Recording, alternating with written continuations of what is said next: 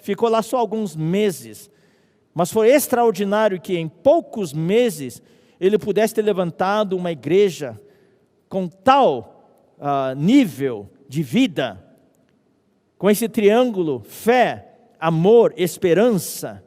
E nós vimos ontem que essa fé crescia, né? E que mais? O amor aumentava. Era algo extraordinário. Mas pelo fato de Paulo ter de sair antes,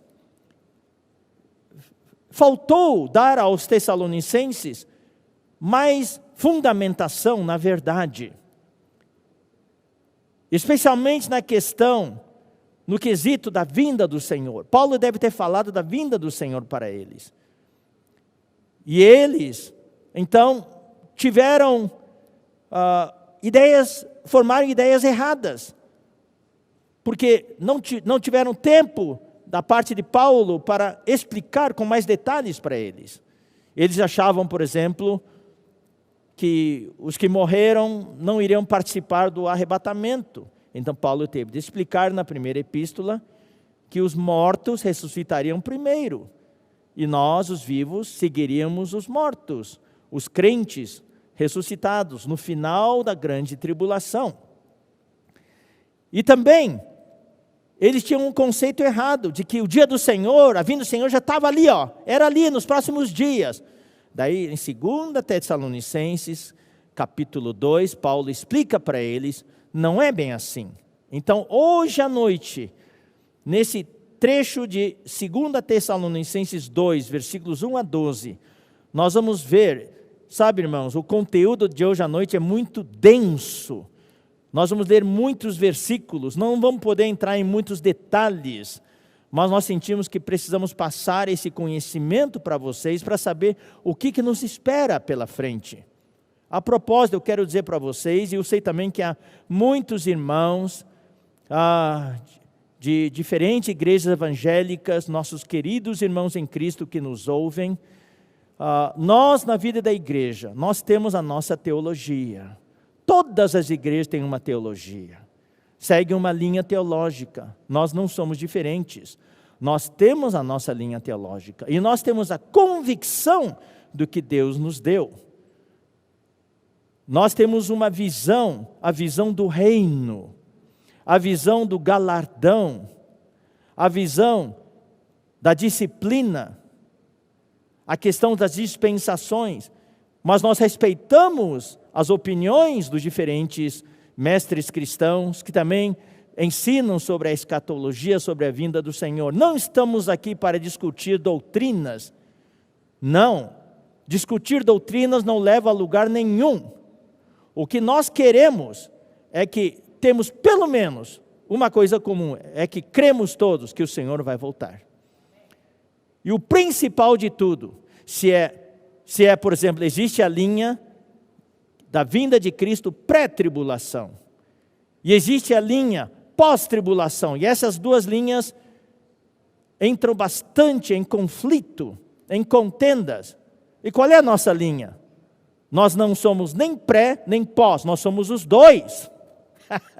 Nós cremos nos dois, nós cremos que uma parte dos crentes será arrebatada antes da grande tribulação e a outra depois da grande tribulação. E nós temos base sólida na Bíblia para isso.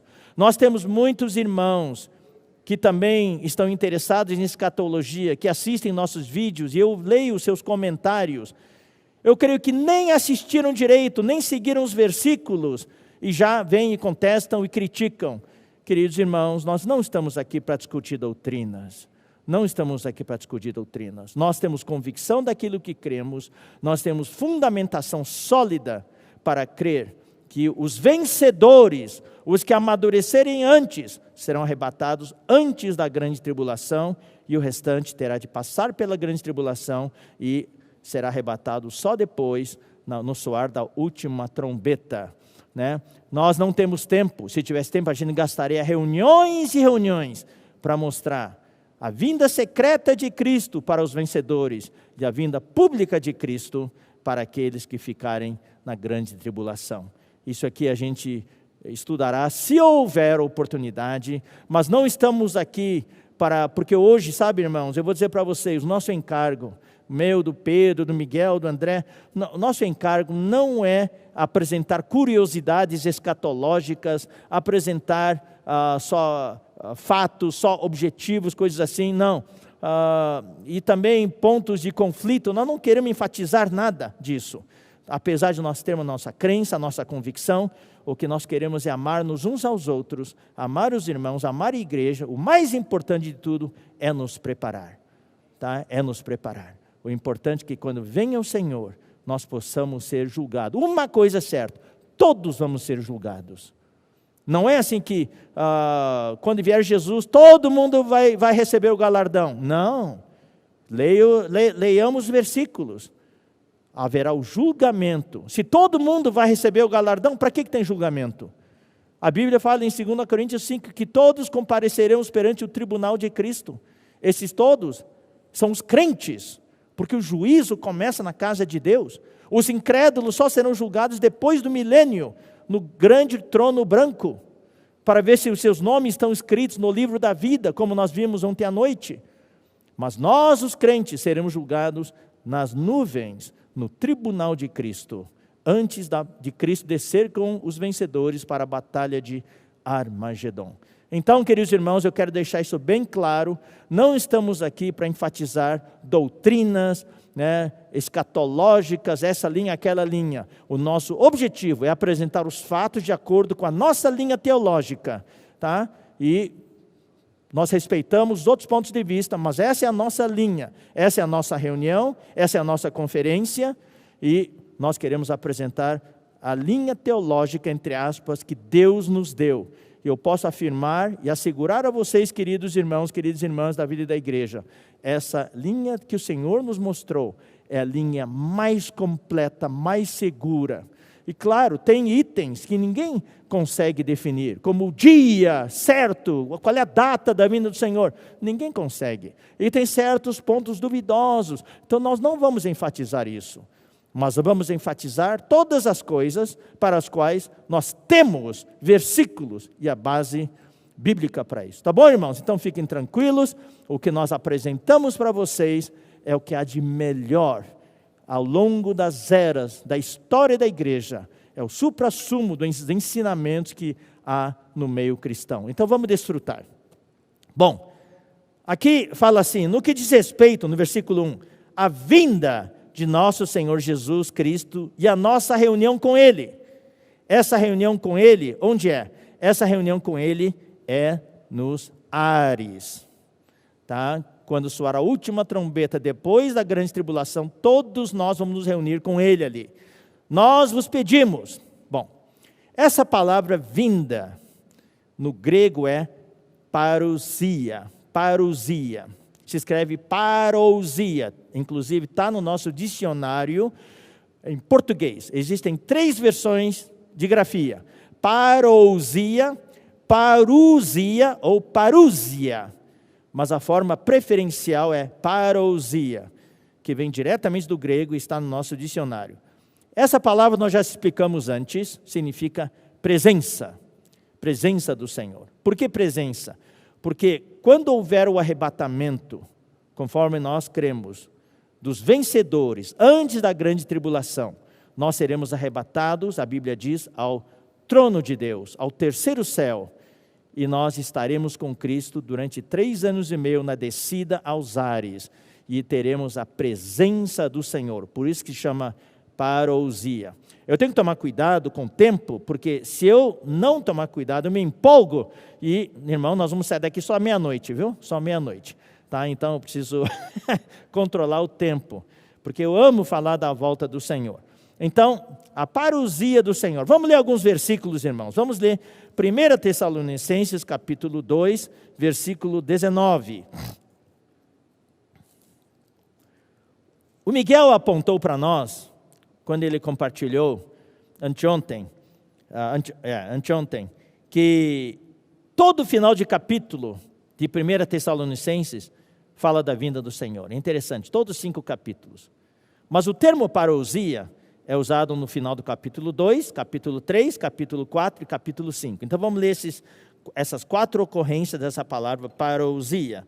No final do capítulo 1, também fala da vinda do Senhor, mas não fala do termo parousia. Então vamos lá.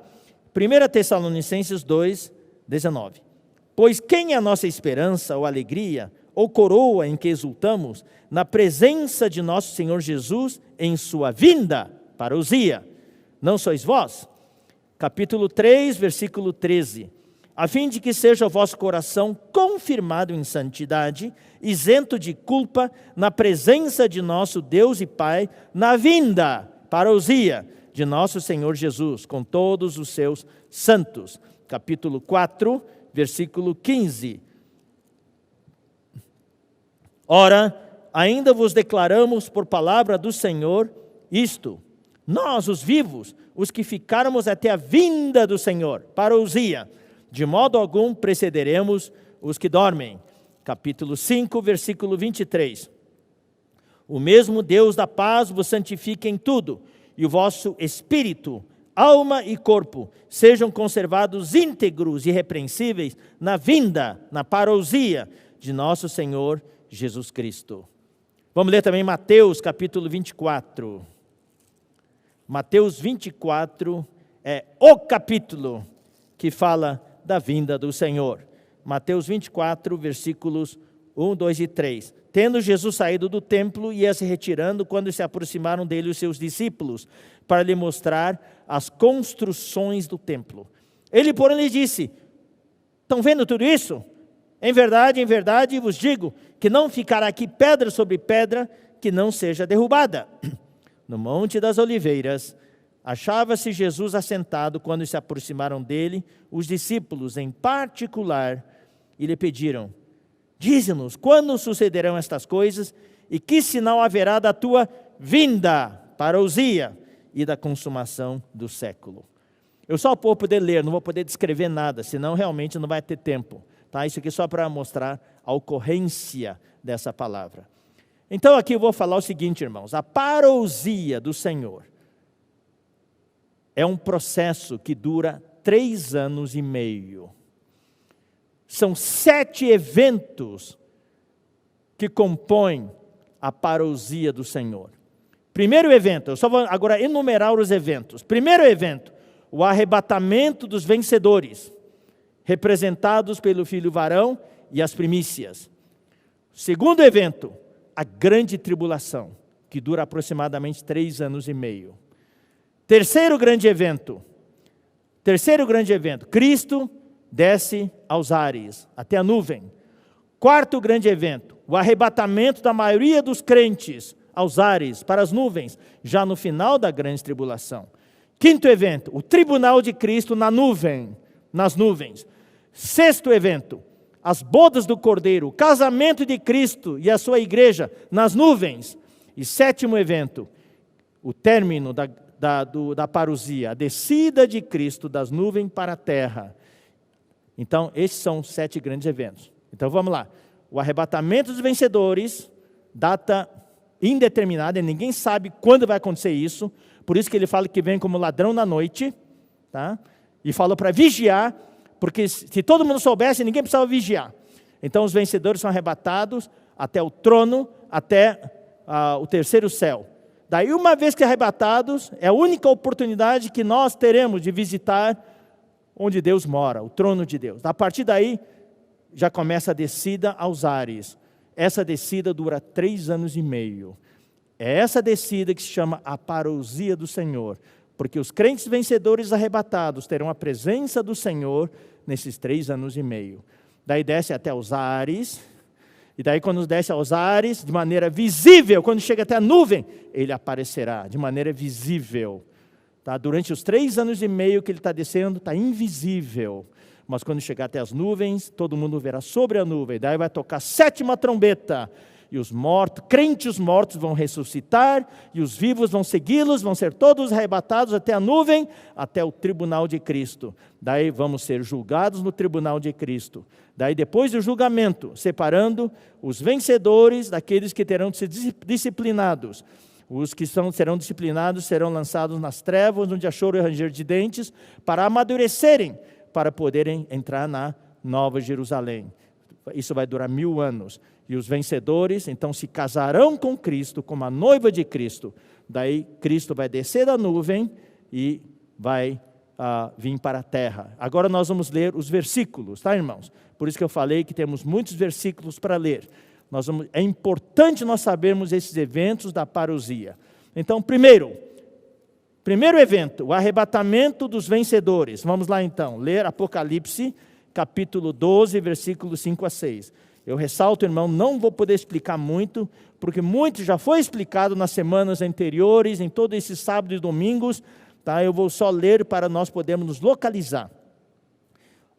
Os vencedores representados por 2 categorias de símbolos, de pessoas que são o filho varão e as primícias. Então, prestemos muita atenção no que nós vamos ler, porque cada versículo que nós vamos ler tem detalhes. Então, capítulo 12, versículo 5 de Apocalipse. Nasceu-lhe, pois, um filho varão, que há de reger todas as nações com cetro de ferro. Por isso que nós falamos que eles são os vencedores, porque eles vão reinar com Cristo os 1000 anos. E o seu filho foi arrebatado para Deus até o seu trono. Está vendo? O destino é o trono. A mulher, que é a igreja, ficou.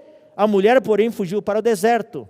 Só uma parte da mulher foi arrebatada, o filho varão, que são os vencedores. Mas a mulher ficou, onde lhe havia Deus preparado lugar para que nele a sustentem durante 1260 dias. Então, isso é o filho varão. As primícias, vamos ler Apocalipse 14, versículos 1 e 4. Olhei e eis o cordeiro em pé sobre o monte Sião, e com ele 144.000, tendo na fronte escrito o seu nome e o nome de seu pai. Os 144.000 aqui é simbólico, mostra um número completo, 12 vezes 12 vezes 1000. Versículo 4, são estes os que não se macularam com mulheres, porque são castos, são eles que não se contaminaram com o mundo, esse é o significado, são eles os seguidores do Cordeiro por onde quer que vá, são aqueles que estão engajados, comprometidos e focados e seguem o Senhor, se entregaram totalmente ao Senhor, são os que foram redimidos, aí está, comprados, aí essa palavra denota arrebatamento, dentre os homens. Quem são eles? Primícias para Deus e para o Cordeiro. Aqui eu preciso explicar, primícias é diferente da grande colheita. Primícias são os que são colhidos antes, é uma minoria. O restante dos cristãos vão passar pela grande tribulação para amadurecer. E no final da grande tribulação, virá Cristo com a foice para colher o restante, que não estava maduro antes. Estes que são as primícias, são os que amadureceram antes da grande tribulação. Por isso, irmãos, o tempo está correndo, nós precisamos amadurecer, tá? Então vamos ler agora Mateus 24. Mateus 24.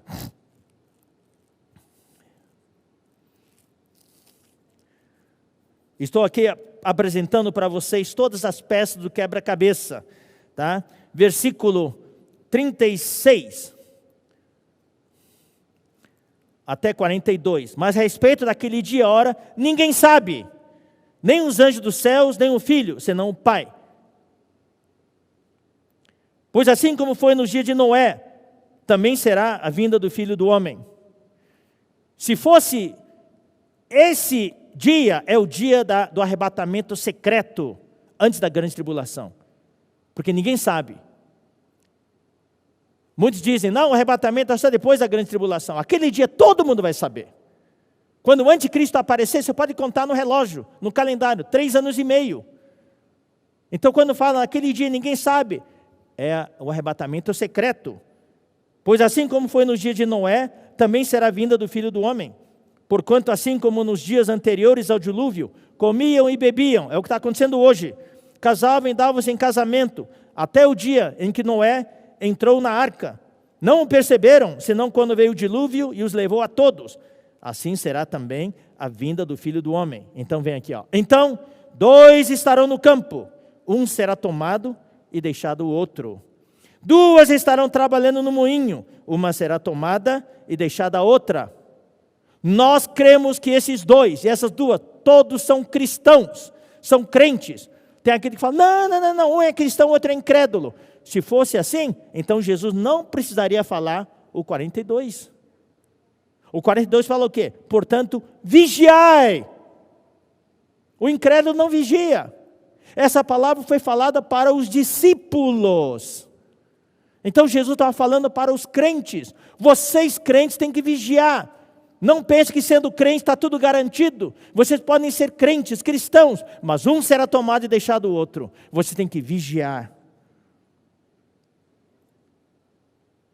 Portanto, vigiai, porque não sabeis em que dia vem o vosso Senhor. É tudo que eu posso falar aqui. Então vamos ler Apocalipse 3:10 agora. Apocalipse 3:10.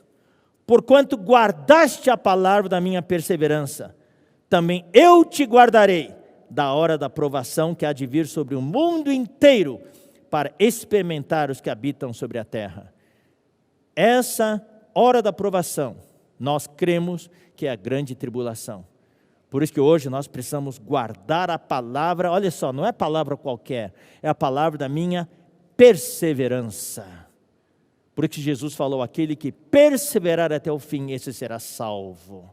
Por isso que nós estamos falando daquele tripé, fé, amor e esperança. Louvado seja o Senhor. Então esse é o início da parousia do Senhor. O segundo evento da parousia do Senhor é a grande tribulação. Então só vou ler 2 versículos, não posso ler outros versículos não. Se eu ler, são mais de 20 minutos de leitura, não posso ler. Tá? Senhor, me salve da tentação de ler. Vamos ler Mateus capítulo 24, versículo 15. Quando, pois, virdes o abominável da desolação, vai ter um evento, o dia em que vai aparecer o abominável da desolação, de que falou o profeta Daniel no lugar santo, quem lê entenda. Esse é no tempo do fim, já nos últimos 3 anos e meio. Daí, agora vamos ler o versículo 21. Porque nesse tempo haverá grande tribulação, como desde o princípio do mundo até agora não tem havido e nem haverá jamais. Agora, os próximos versículos, só vou dar para vocês leiam depois, em casa. Vocês já estão em casa, né? Já estão em casa, tá? Quer dizer, a gente fica falando certos slogans, né? Que está acostumado. Vocês vão ler depois, quando tiverem tempo. Apocalipse 9, versículos 1 a 21. Descreve o miolo da grande tribulação. É bom ler, para você dizer assim, ó, Deus me livre de estar aqui naqueles dias. Capítulo 11, versículo 14, e capítulo 16, versículos 1 a 21. Tá? Então essa é a grande tribulação. Mas essa grande tribulação vai ter um preâmbulo, algo que está bem no início. São as calamidades sobrenaturais que precedem a grande tribulação. Isso está em Apocalipse 6, versículos 12 a 17. E capítulo 8, versículos 7 a 12. Amém? Bom, eu falei agora 2 eventos. Agora eu preciso fazer uma pausa e explicar algo para vocês. A grande tribulação é descrita através, é uma coisa assim muito detalhada na Bíblia, e existem peças do quebra-cabeça espalhadas em toda a Bíblia. Então, eu quero ler com vocês Daniel, o livro de Daniel capítulo 9, é a famosa profecia das 70 semanas de Daniel. Então, qualquer um que quer entender escatologia, quer entender o tempo do fim, precisa ler com detalhes o livro de Daniel. O livro de Daniel é o livro sobre o tempo do fim. Deus realmente revelou a Daniel algo maravilhoso. Então, eu vou pedir também para projetar neste momento um gráfico, tá? Então, só para vocês explicarem, irmãos, eu vou interagir, tá? Tem um irmão que está controlando o gráfico ali no computador. Então, de vez em quando, ele só vai aparecer o gráfico com o cursor mostrando quando precisar de mais definição. E eu, ao mesmo tempo, vou estar aqui indicando para vocês, tá? Então, o irmão que está controlando o switch lá, ele vai definir se vai pôr a minha imagem ou a imagem só do gráfico. Então, aqui fala 70 semanas. São 7 semanas, mais 62 semanas, mais uma semana. Total, 70 semanas. Tá? Vamos ler. 70 semanas estão determinadas sobre o seu povo. Deus deu para o povo de Israel um cronograma de 70 semanas. Tem que entender que semanas aqui não são semanas de dias, mas são semanas de anos. Então, 70 semanas são 70 vezes 7, são 490 anos cronometrados, tá? Cronometrados. Então, 70 semanas estão determinadas sobre o teu povo e sobre a tua santa cidade, sobre Israel e sobre Jerusalém, para fazer cessar a transgressão, para dar fim aos pecados, para expiar a iniquidade. Isso se refere à vinda de Jesus e à sua morte na cruz. Então, nessas 70 semanas, existe o evento da morte do Senhor. Para trazer a justiça eterna. Isso tem a ver com o juízo final, tem a ver com o estabelecimento do reino e assim por diante. Para selar a visão. Isso mostra o milênio. Durante o milênio não vai ter mais profetas, porque as profecias é até o milênio. A partir do milênio só vai ter reis e vai ter sacerdotes. Tá? Então é o sacerdócio de Cristo, realeza e sacerdócio. E a profecia para ungir o Santo dos Santos. Daí vem a eternidade, a nova Jerusalém. Agora vem, 25. Sabe e entende. Desde a saída da ordem para reedificar Jerusalém. Tá? Para restaurar e edificar Jerusalém até o ungido. Até o ungido. Ao príncipe, são 7 semanas e 62 semanas. Total de 69 semanas. São 49 anos e mais 434 anos. Total de 483 anos. Para os 490 só fica faltando 7 anos, que é a última semana. Olha só, desde a saída da ordem para restaurar e para edificar Jerusalém, começa ali, até o ungido, 7 semanas e 62 semanas. Daí vem um evento que marca o meio. As praças e as circunvalações se reedificarão, mas em tempos angustiosos. Se reedificarão quer dizer, é a conclusão da reedificação de Jerusalém. O que Daniel falou são 7 semanas e 62 semanas, desde a ordem para reedificar Jerusalém até o ungido. Mas no meio, o que separa as 7 semanas e 62 semanas é a conclusão da reedificação de Jerusalém. Depois das 62 semanas, será morto o ungido. Tudo cronometrado, queridos irmãos.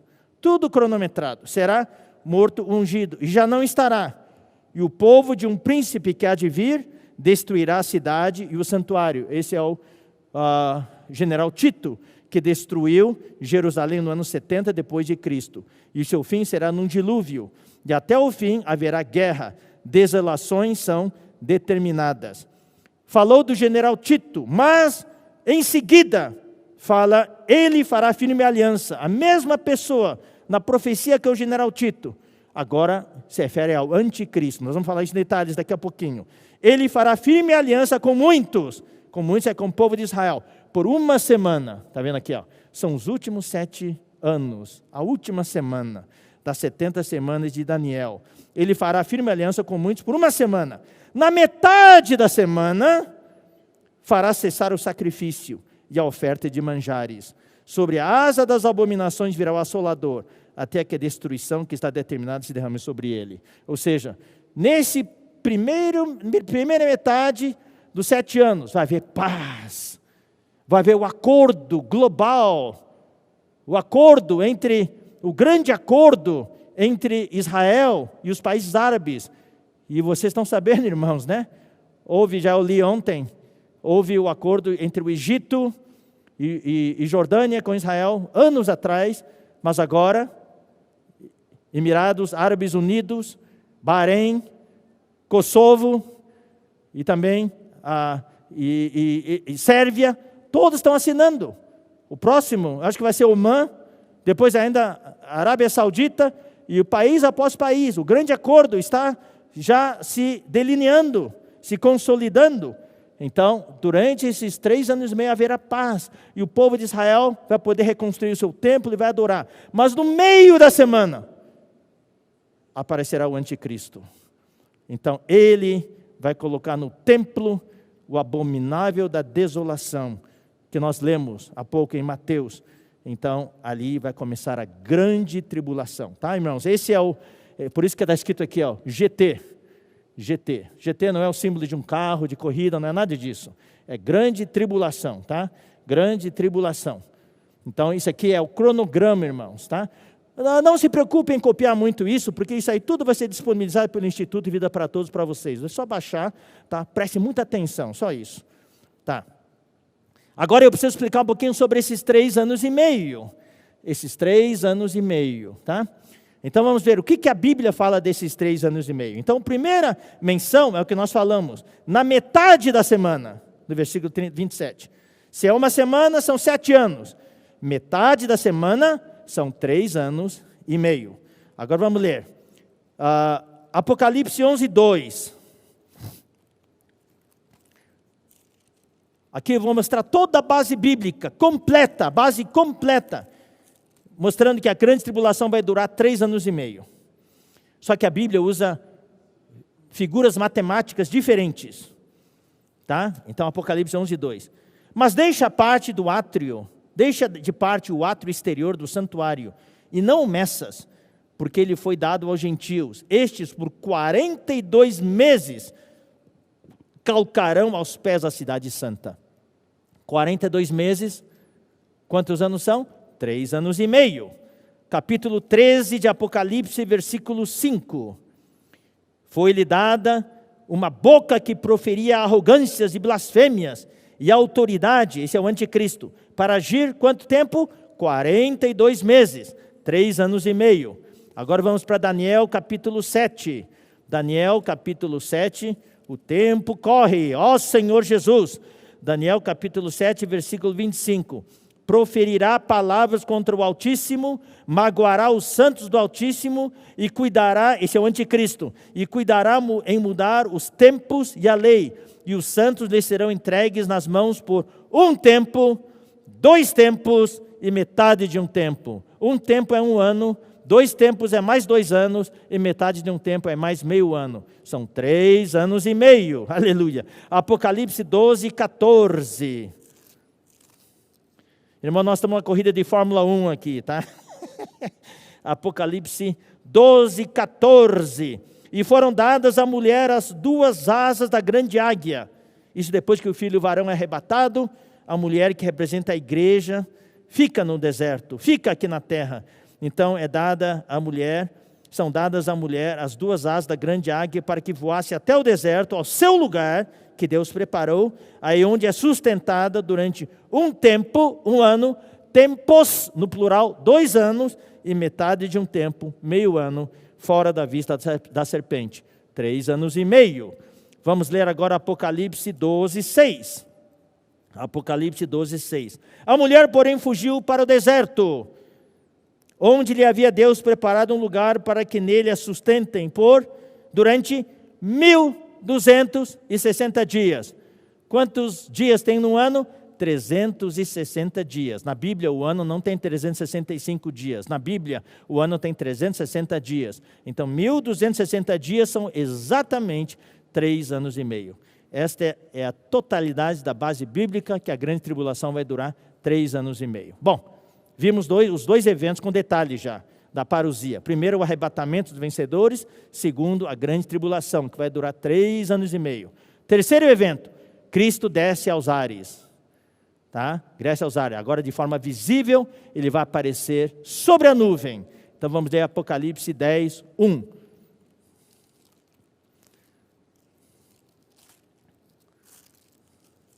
Apocalipse 10, 1. Vi outro anjo forte descendo do céu. Eu estou lendo esse versículo para mostrar, irmãos, a transição. Envolto em nuvem. Agora, nesse momento, Cristo ainda não é visível. Ele não chegou até os ares. Ele está vindo já. Mas está envolto em nuvem. Ninguém consegue vê-lo. com o arco-íris por cima de sua cabeça, o rosto era como o sol e as pernas como coluna de fogo. Agora, quando ele chega aos ares, olha só, Apocalipse 14, 14. Olhei e eis uma nuvem branca, e sentado sobre a nuvem, não está mais envolto na nuvem não, ele agora está sentado sobre a nuvem, um semelhante a filho do homem, tendo na cabeça uma coroa de ouro e na mão uma foice afiada. Foice afiada para quê? Para quê? Para colher o restante da colheita que ficou. As primícias já foram, estão com ele agora. Agora tem que colher o restante da colheita. São os que passaram pela grande tribulação. Mateus 24, 30. Mateus 24, 30. Que Deus dê graça para os tradutores. Estou correndo muito, eu sei que eles estão também correndo, já estão sem fôlego, tentando acompanhar toda essa leitura aqui. Senhor, supra todos os tradutores. Então aparecerá no céu o sinal do Filho do Homem. Todos os povos da terra se lamentarão e verão, está vendo? Ó, o Filho do Homem, vindo sobre as nuvens. Não está mais envolto na nuvem, mas vindo sobre as nuvens com poder e muita glória. Isso é no final da grande tribulação. É o terceiro evento. Agora o quarto evento. Quando Cristo chega na nuvem, já aparece no céu, vai ressoar a sétima trombeta. A última trombeta, daí ocorre o quarto evento. A maioria dos crentes que ficaram aqui na terra vai ser arrebatada aos ares. Os mortos primeiro, depois os vivos. É o que o irmão André Dong leu para vocês e explicou dias atrás, quando ele deu a sua mensagem sobre a vinda do Senhor, é certa. 1 Tessalonicenses, capítulo 4, versículos 15 a 17. Ora, ainda vos declaramos por palavra do Senhor isto: nós os vivos, os que ficarmos até a vinda do Senhor, os que ficarmos até a vinda pública do Senhor no final da grande tribulação, de modo algum precederemos os que dormem, porquanto o Senhor mesmo, dada a sua palavra de ordem, ouvida a voz do arcanjo e ressoada a trombeta de Deus, que é a última trombeta, descerá dos céus. É o que nós vimos, e já aconteceu antes, no terceiro evento. E os mortos em Cristo ressuscitarão primeiro.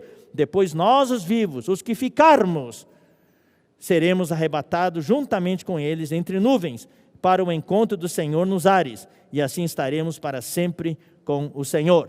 Nós queremos estar entre esses que ficaram? Não, nós queremos estar entre as primícias, os que já foram arrebatados antes. Tá? Agora, o quinto evento. Depois que os santos forem arrebatados todos para os ares, para o encontro do Senhor na nuvem, vai haver o quinto evento, que é o tribunal de Cristo. 2 Coríntios capítulo 5. 2 Coríntios capítulo 5, versículo 10. Porque importa que todos nós compareçamos perante o tribunal de Cristo, para que cada um receba, segundo o bem ou mal que tiver feito por meio do corpo. Se todo mundo vai ser arrebatado, e como a maioria dos cristãos imaginam, e todo mundo vai para o céu, arrebatado, então para que esse julgamento? Esse julgamento é para ver o que cada um fez. A salvação eterna está garantida, mas aqui o julgamento é para ver se nós vamos participar ou não do milênio, se nós vamos reinar ou não reinar com o Senhor. É para isso que nós estamos aqui, é por isso que temos esta conferência, é por isso que na vida da igreja o nosso caminho é apertado, a nossa porta é estreita, porque não cremos assim, vamos ver de qualquer jeito, quando Jesus voltar, tudo está numa boa. Não vai estar numa boa, nós vamos ser julgados,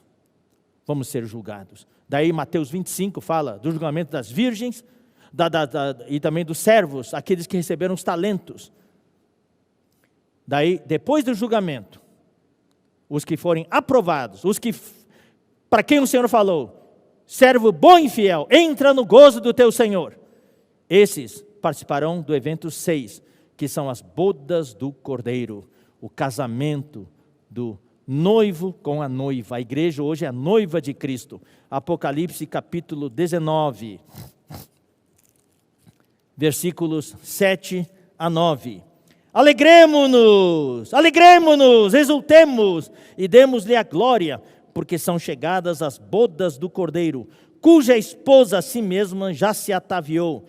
pois lhe foi dado vestir-se de linho finíssimo, resplandecente e puro, porque o linho finíssimo são os atos de justiça dos santos. Só esse versículo 8 é uma reunião, 2 reuniões. É algo riquíssimo. Hoje